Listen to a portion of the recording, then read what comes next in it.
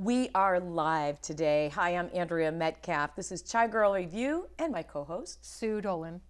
And it's so exciting because we have a new fitness studio opening in about 2 weeks. April 28th is our open house in the evening if you can't get to a weekend. And April 30th on Saturday morning from 9 to 3 in Lincoln Park at 2501. 2501? 2501? It's 2105. 2105. We've been there so much lately that Mine is 25. we don't know where we're at. It's 2105. It's the intersection of Clybourne and Southport. It's Yes. called Heat 3.0. Yeah. We're hot. Second floor. Hot yoga and Yeah. heated Pilates reformer classes. Right. 2 studios within one. And we also have an infrared sauna and a weight loss program as well, or healthy program. Yeah, we call it more the daily reset. The daily reset. Because weight loss is about a daily commitment if you're trying to Exactly. lose weight. It's just like living healthy. I mean, it's just a daily commitment Yes. on how you live your life. And so today we wanted to talk a little bit about Susan's favorite talk bet.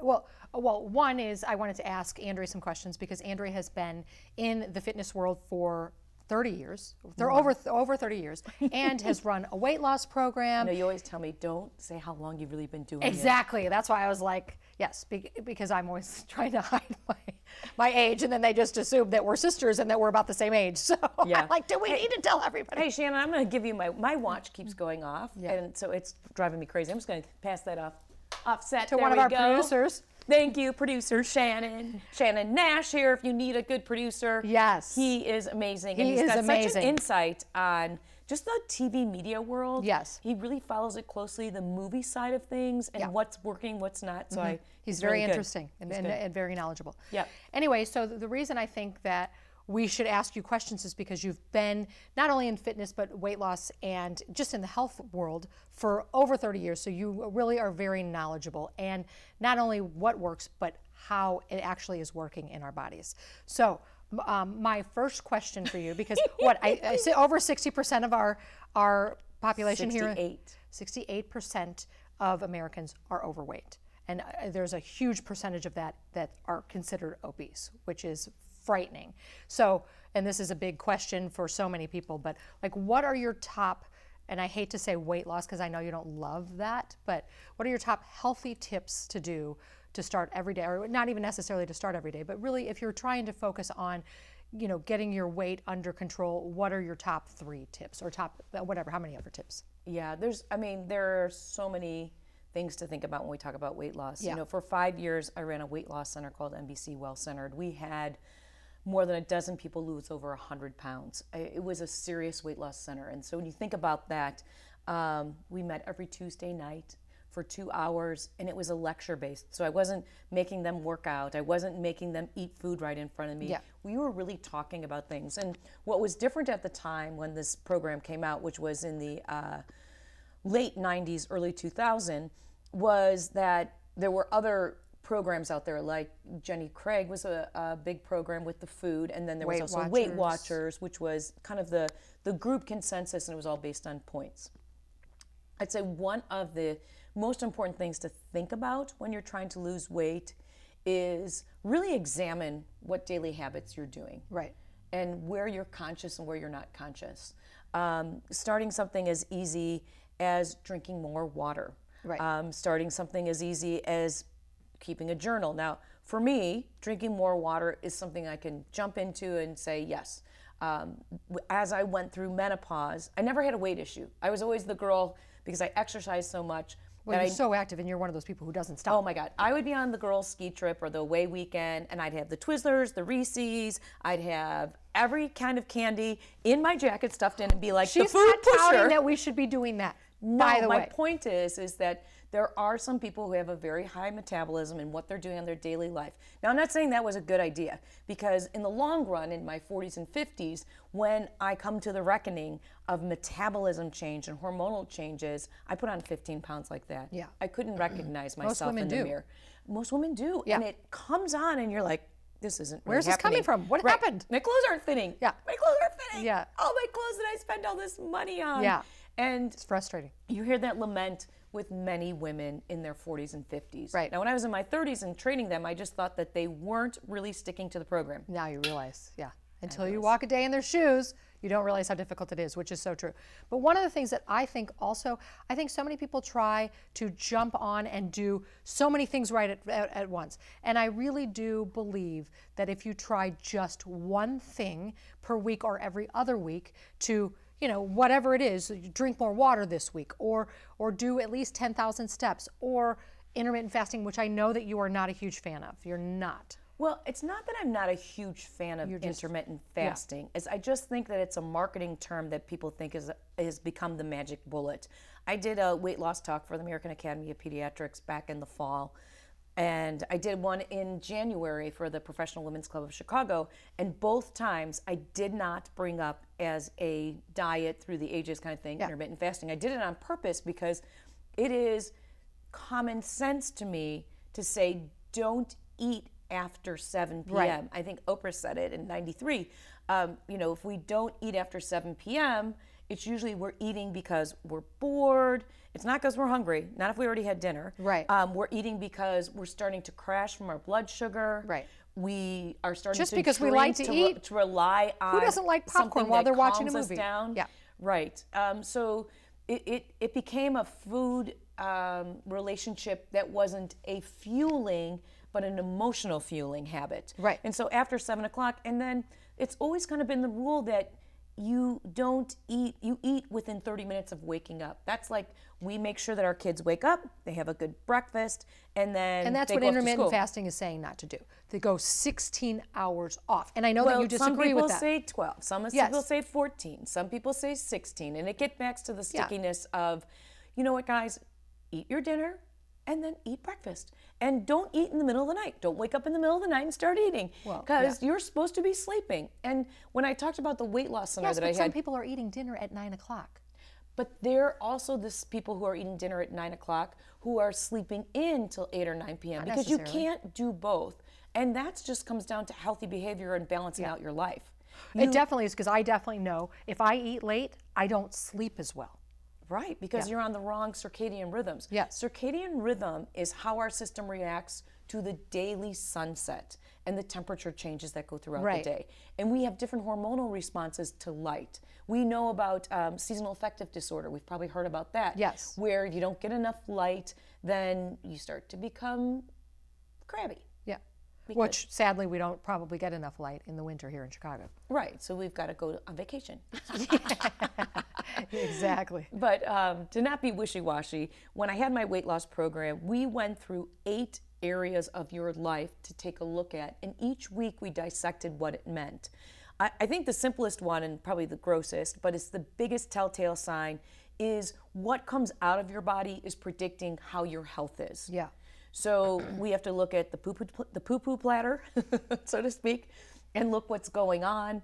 Are they pellets? Is it long and floaty? Is it like Because long and floaty sand is what you castles? want, correct? You want long, floaty, earthy. Yeah. And they say I don't know exactly what earthy to means. 12 inches. Not that you need to get out a measuring crazy. stick. But yeah, that's what should be coming out of you at a regular time every day. And if you do that, I've never heard that. That's it should be interesting. at the same time every day. Okay. You know, our pets have a very healthy digestive system because we're typically feeding them the right foods all the time, unless they're getting table scraps, right? Yeah. Your dog goes out twice a day. Your dog, my dog, most dogs have a morning bathroom ritual and an evening bathroom ritual. As humans, we should be kind of following that same thing. So Interesting. Okay. we want to make sure that we pee clearly at least once during the day. Yeah. So if you're Oh, I thought it was all the time. no, I'm glad to because- hear that. No, and especially if you take supplements in the morning, your urine's going to be a different color from the supplements that you're peeing out the vitamins or minerals you don't need. Right. And your body's keeping and holding on to the ones that you do need. Right. So a multivitamin is a very good idea. There's certain things that are easy for me to do, and there are certain things that are hard for me to do. And some people think like, oh, it's so easy to take my morning supplements. And for me, I get caught up on that. So they sit in the cabinet. And I bought them, but they're not really doing much good. And one thing about the morning supplements, I think a lot of people, when you take vitamins in the morning, it makes my stomach upset. And I have a stomach of steel, but for some reason I cannot do vitamins on an empty stomach. So what I learned from a friend of mine, that there are food-based vitamins that don't upset your stomach as much. So that's just Well, here's and the that real definitely thing. works for Let me. me tell you, Sue, 85% of the supplement will be absorbed when there's food there. So you need to take food when you take supplements. Otherwise, they'll pass through. Yeah. And like you said, it irritates your stomach because your stomach turns on because something's coming into it. Yeah. And all those acids then are what the upset part is for you. I see. So a food-based vitamin would slow down the absorption of those acid breaking down. So that's why it would make sense. Right. But really, you because should then be I can take taking them first in the morning and not have to worry about eating first, because then I think, oh, I got to wait to eat, and then I forget to take my vitamins. And that's my point too. Is like you've got to let's talk about healthy habits. So the first thing is looking at how your daily digestive system works is going to give you a good indication of how well you're doing with your diet. Right. And the basic American Dietetics, eatright.org is telling you that you need to have protein, carbs, and fats in your diet. Right. Healthy fats. We talk about things that are not solid at room temperature. Avocados, nuts, those are good, healthy fats. We need those for our brain. We need good carbohydrates that are complex, meaning they also have fiber. Right. Celery's a 0-calorie food because there's as much fiber in it as there are carbohydrates. By the way, I just saw this thing. I get sidetracked because I've got that mindset of social media. I saw on social media you should give your dog celery for bad breath. Oh, never heard that. I never heard that either. Okay, I know ginger's good for bad breath for humans. Yeah, but celery for your dogs. So good foods, carbohydrates, and then of course protein. And protein is kind of like the magic one of all of these, because if you eat protein, which everyone knows from ketogenic diet being this big buzzword, or the Atkins diet, which also had a lot of traction in the 80s and 90s, protein helps stabilize blood sugar. If your blood sugar doesn't rise and fall, that means you don't have an insulin response. When your blood sugar rises and falls, 3 things happen. 1, when it falls, you're hungry or tired. 2, you have an inflammation effect in the body. And 3, if you keep doing it, eventually the insulin doesn't work as well, and that's what we call type 2 diabetes. So you piss off the pancreas by always asking it to work, it's finally just going to go on strike. Yeah, which is sad. Those are the 3 things that really you have to work about. And protein stabilizes the blood sugar so that the pancreas doesn't have to work as hard. So protein is really important, but we don't want the pancreas or the protein to be the sole foundation of our diet and not have the other 2 macronutrients. Because that's what everyone's talking about, are the macros. So those are the 3 macros. Right. Okay, and which just makes it more confusing because there's so many different diets online, and which one works for me and which one should I do, and it's very hard. And the blood type diet, and the there's a million sugar busters diet, and the Whole30 diet, and the intermittent fasting diet. Yes, which I mean, so Shannon, who we were just talking about, one of our producers here, and I are going to just try it, intermittent fasting, for 3 weeks to see. But tell us what your intermittent fasting 16 diet is hours going to be. off. That's it. 16 hours off, 8 hours of eating. So when you go out on Friday night, and it doesn't matter what time you stop eating, as long as you can't eat again for 16 hours. Okay, well, I wish you luck. It Thank really you. comes down to calorie deprivation for those hours. You're not going to be eating, so you're not going to have any calories in. You're going to consume less overall calories. Which gives you less inflammation, which is Well, better no. Don't confuse less calories with less inflammation. That is not a 1 + 1 = 2. Okay. Typically, when you are not eating at night, those are the calories that cause inflammation. Okay. So it's not a cause and effect. It's an extrapolation from the data that you're telling me that if I'm not eating during those times, I'm not eating those foods, I'm not going to have that type of inflammation. It does. But if you're not eating foods for 16 hours, it's giving your body, your digestive system, a break. Is that correct? Well, yeah. I mean, if there's no food coming in, the digestive system is not working. Right, which is good for our system. No. Could be. So basically, you're on what saying you're it is consuming not on those other hours. scientifically proven.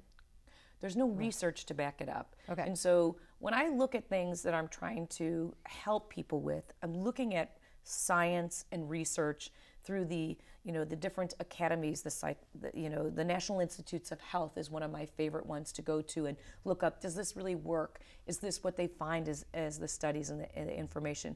We also have to remember that there's a lot of information out there that's put out by the advertising companies to help their story. Well, like milk does a body good. Milk is that good was to put the extent on by the milk industry. Right. Well, that was their ad campaign. Yeah. But what they were trying to show you is that the body needs calcium. And milk is a good source of calcium. Yeah. There is a lot of data and confusion, we're the only species that drinks another species' milk. And so is that really the right thing to do? I don't know. I think it's a personal choice and how your body reacts to it too. Right. So diet tips, we're still going into that. Yes. So I talked about look at what's coming out of your body. That's probably my first diet tip. And drink more water to get those two things you can control better.